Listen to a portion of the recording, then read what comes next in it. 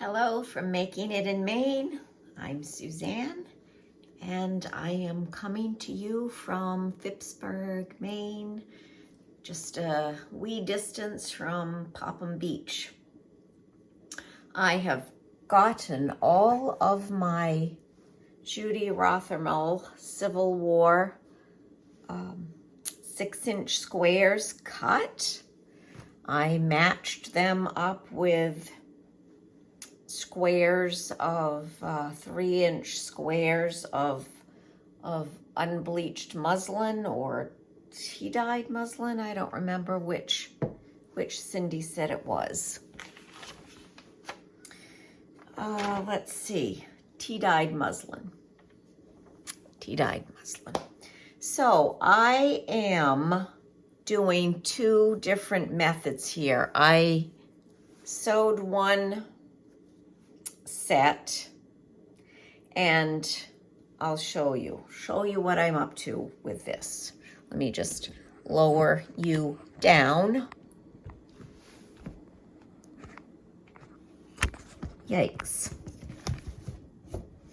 Gotta open the tripod a little more. Okay, so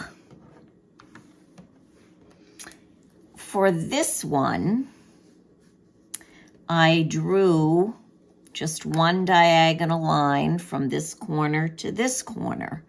And on this one, I'm going to do what I did with these, which was to use this little ruler.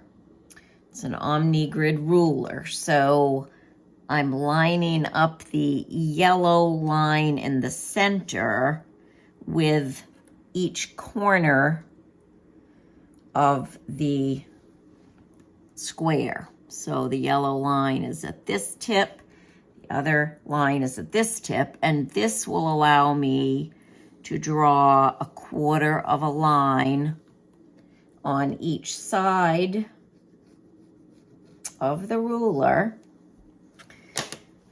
So for this one, I'm going to sew a quarter of an inch from that center line on both sides, and then I'm going to cut on the line. For this one, I'm just going to sew on the lines, both lines, and then cut in the middle. So you're achieving the same thing you would here. So you know, it's 6 of one, half a dozen of another, but I'm going to do it right now, and we'll see if it really makes that much of a difference in terms of accuracy. First, I will do this one, sewing on the two lines. Get my glasses.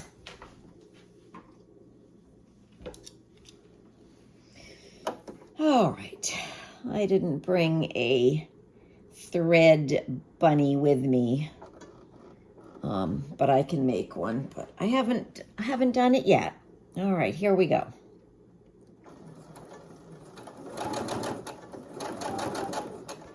When I was trimming the first 2 to 2.5 inches, boy, there was not much wiggle room.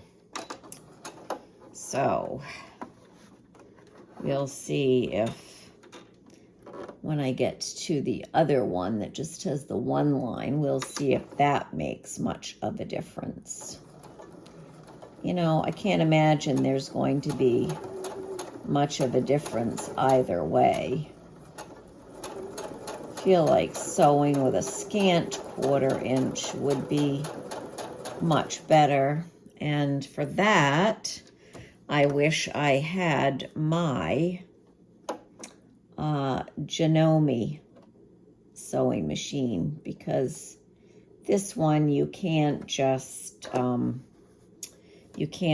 tweak the needle over a little bit. So it's a wee bit of a pain in the neck that I can't do it with this machine.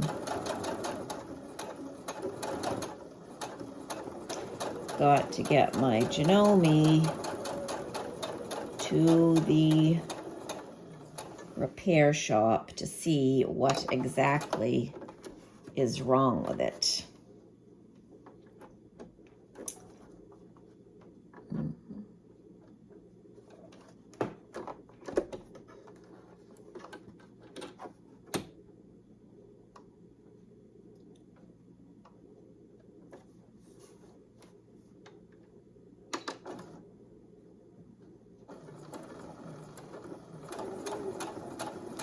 Whoopsies, whoopsies, Suzanne.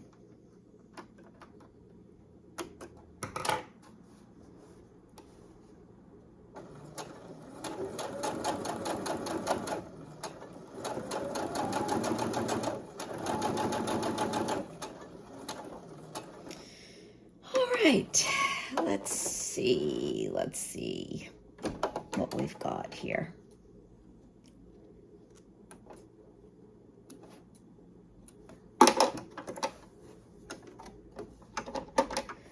Just snip off these excess threads.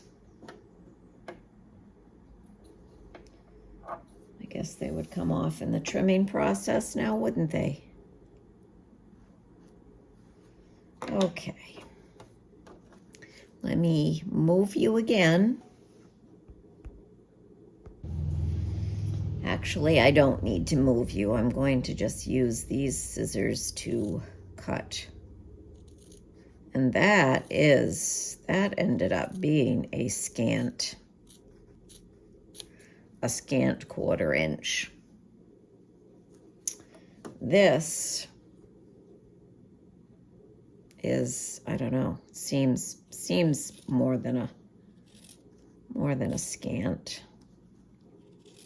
Should get some bigger scissors out for this, but flying by the seat of my pants right now. Okay, you see how that this one is not scant as opposed to this one, which is very scant. So this one, the scant is clearly going to give me more wiggle room when I trim these up. All right, I'm gonna go trim them, and first I'm gonna press, open, and see what we have. Well, they all trimmed up just fine, even the one with the two that were not a scant 1/4 inch. So I am just going to, I think I will go with the one line. Why draw two if you can draw one? So I'm going to mark the backs of the rest of my squares and start some chain piecing.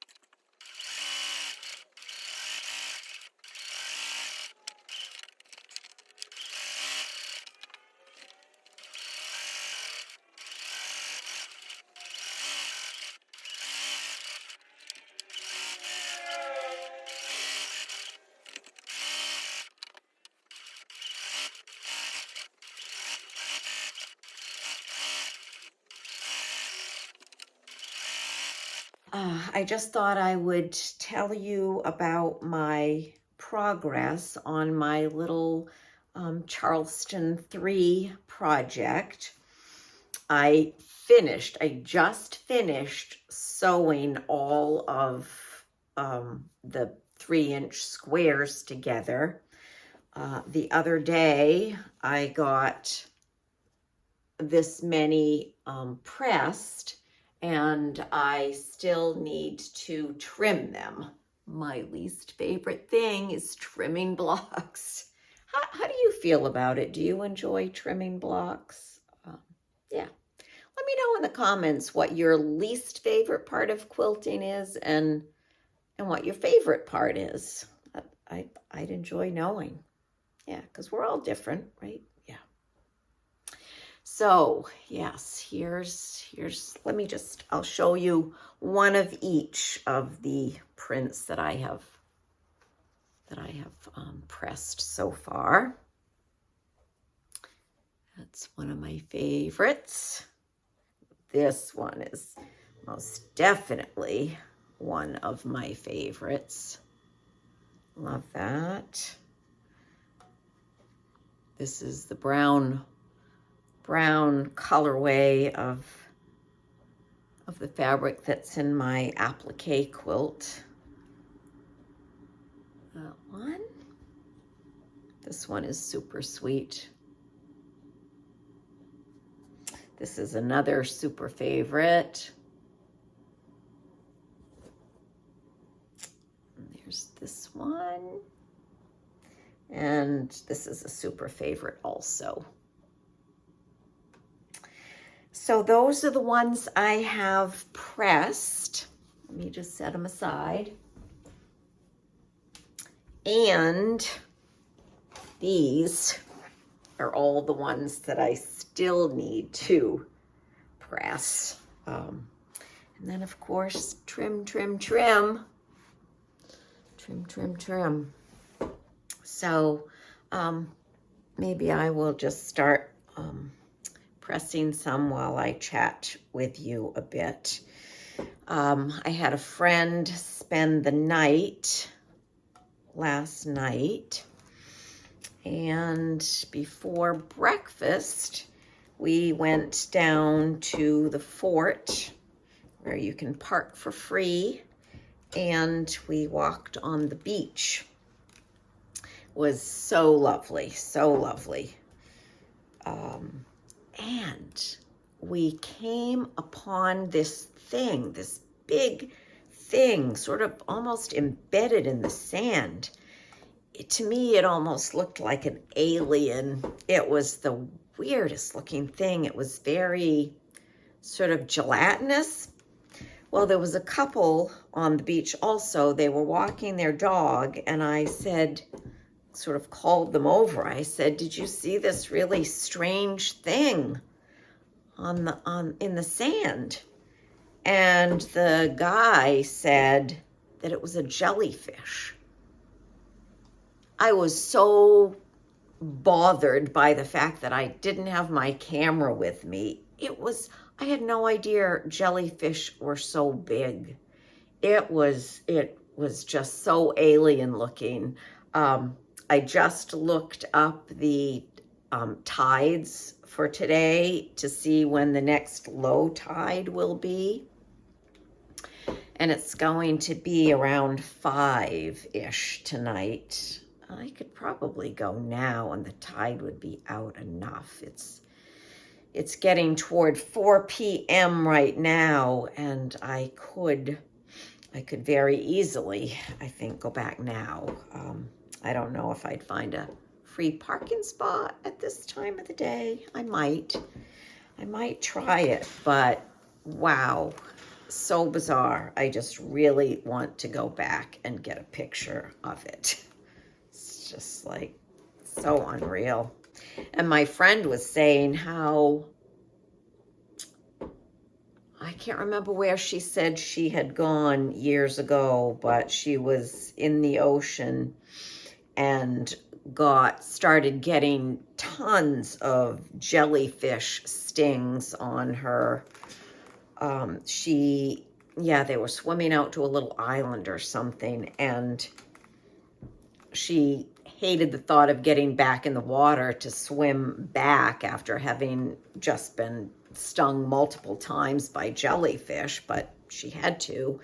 And luckily for her, she didn't suffer any adverse reactions.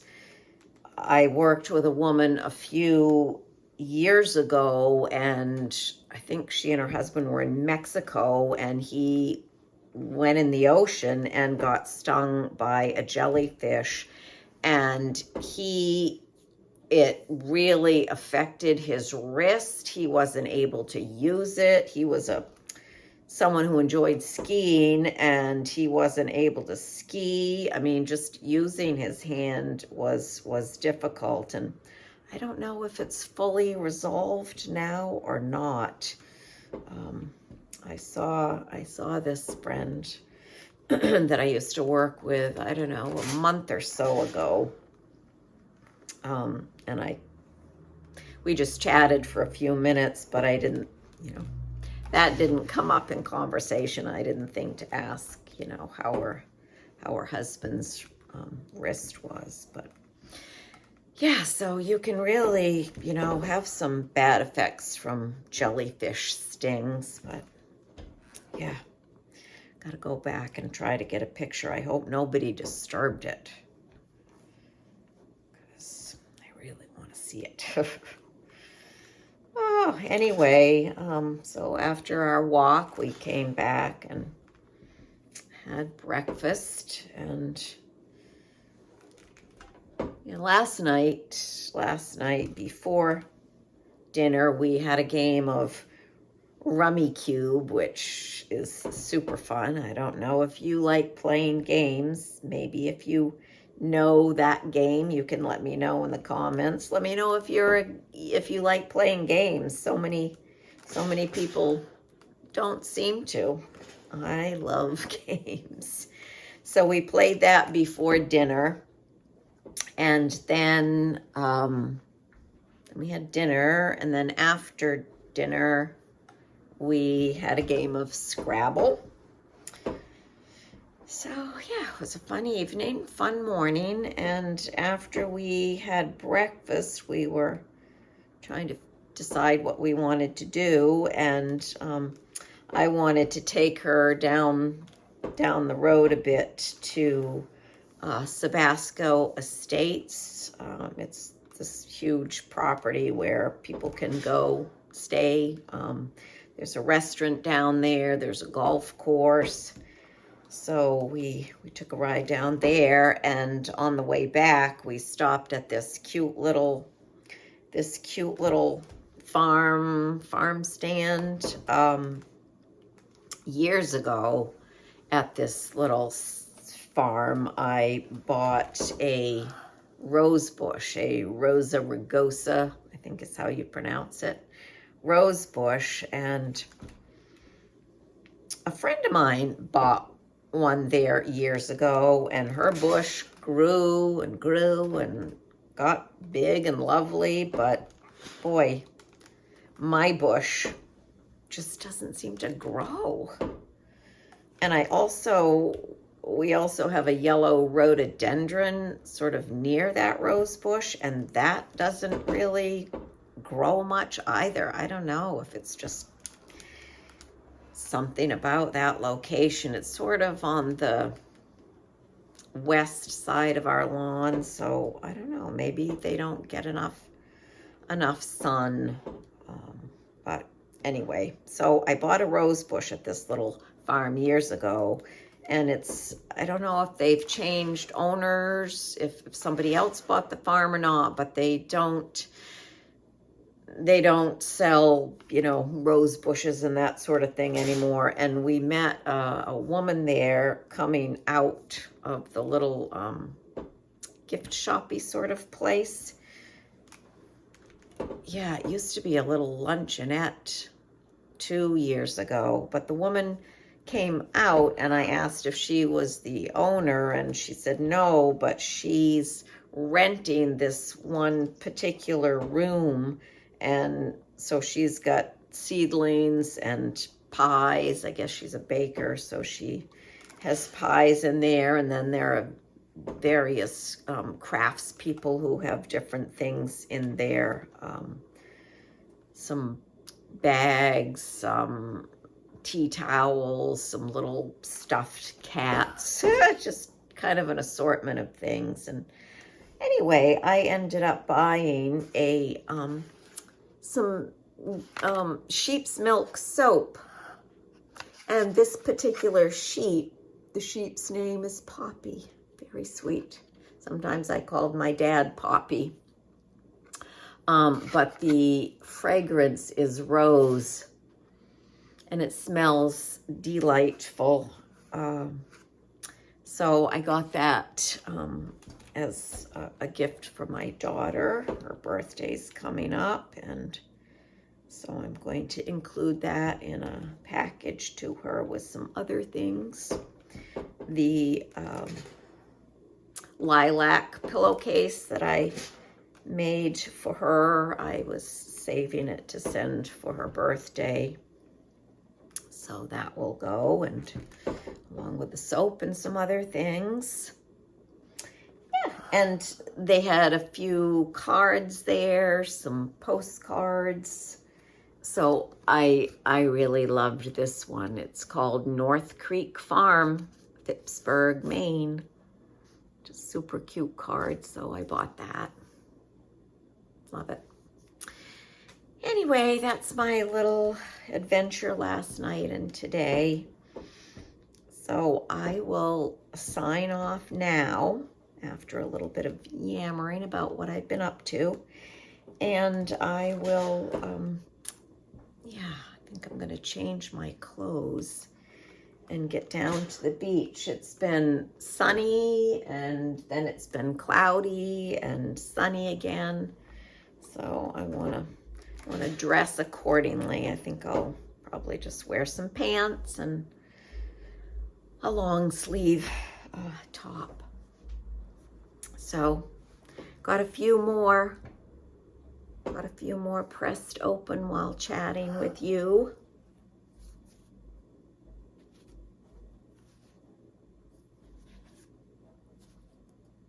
Yeah.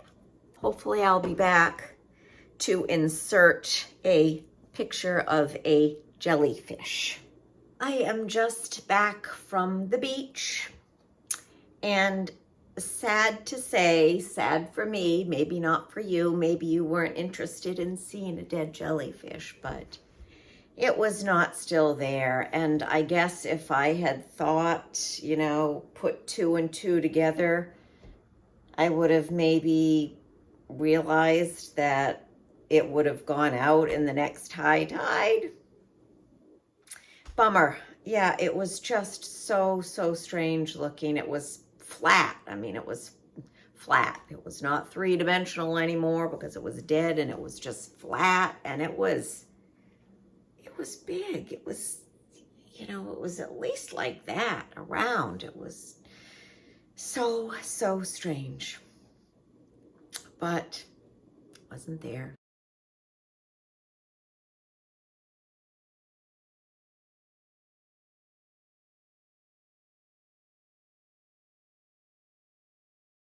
Dear ones, that is a wrap for me for today. Just a quick little stop in to let you know my progress on Charleston III, my little 6-inch squares of Charleston III fabric by Judy Rothermel. So, from my heart to yours, bye for now.